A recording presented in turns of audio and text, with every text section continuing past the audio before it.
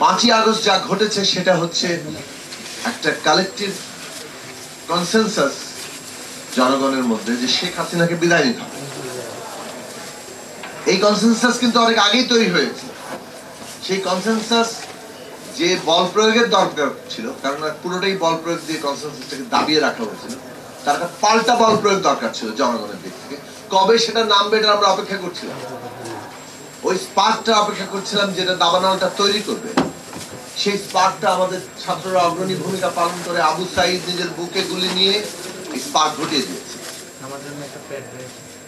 তো সেই জায়গাটা যদি আমরা দেখি তাহলে আমাদের কনসেনসাসের কোন জায়গায় এসেছি সেটা আমরা দেখছি, কিন্তু পরবর্তী কনসেনসাস যে এইবার রাষ্ট্রটা যে গড়ে উঠবে এটা একটা ফ্যাসিস্ট রাষ্ট্র ছিল, এটা একটা ফ্যাসিস্ট সংবিধানে পরিণত করা ছিল, পুরো বন্দোবস্তটা একটা ফ্যাসিস্ট, এবং মানে আরেকটি দেশ কিংবা কতিপয় দেশ তারা তাদের ইচ্ছে মতো এটাকে ব্যবহার করবে, যেমন ভারত বাংলাদেশকে তার একটা জমিদারি মনে করে।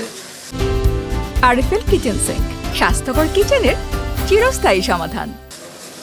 এইটার বিরুদ্ধে আমাদের যে কনসেনসাস দরকার সেই কনসেনসাসটা তৈরি হয়েছে কিনা, এটা আমাদের বিবেচনায় খুবই গুরুত্বপূর্ণ রাজনৈতিক প্রশ্ন।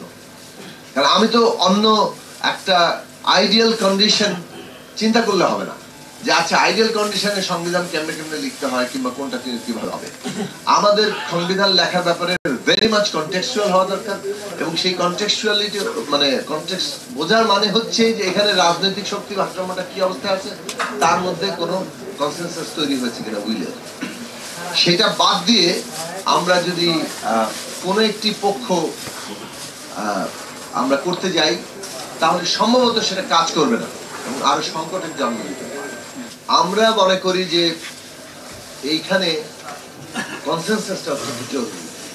যে পলিটিক্যাল কনসেনসাস ছিল এগেইনস্ট একটা ফ্যাসিস্ট রুল, সেই পলিটিক্যাল কনসেনসাসটা বিল্ড আপ করা দরকার যে সে থেকে বেরিয়ে একটা ডেমোক্রেটিক রুলে কিংবা একটা ডেমোক্রেটিক পলিটিক্যাল সিস্টেমে যাওয়ার জন্য, সেটেলমেন্টে যাওয়ার জন্য আমরা কিভাবে যেতে পারি।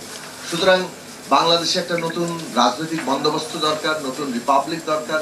এই বিষয়ে আসলে সম্ভবত সবাই একমত হবে, কিন্তু এটার ক্যারেক্টার কি? এটাকে একটা গণতান্ত্রিক রিপাবলিক, এটা গণতান্ত্রিক রাষ্ট্র, সেই বিষয়ে আমাদের ঐক্যমত্যটা খুব প্রথমত দরকার। এটার ভিত্তি যদি কি হবে, আমরা সংবিধান নতুন চাই আর সংস্কার চাই, একটা গণতান্ত্রিক সংবিধান, সে বিষয়ে আমাদের ঐক্যমত্য দরকার। এর পরের প্রশ্ন আসবে কিভাবে সেটা আমরা অ্যাচিভ করব। আপনারা যারা, আমি শামীম হায়দার পাটোয়ারির বক্তব্য শুনলাম, এর আগে আমি আরো দু একজন বিশেষজ্ঞের বক্তব্য শুনেছি, তারা ওই সময় বলেন যে সংবিধানের ভেতরে নাকি এমন বিধান করা হয়েছে যেটা বদলানো যাবে।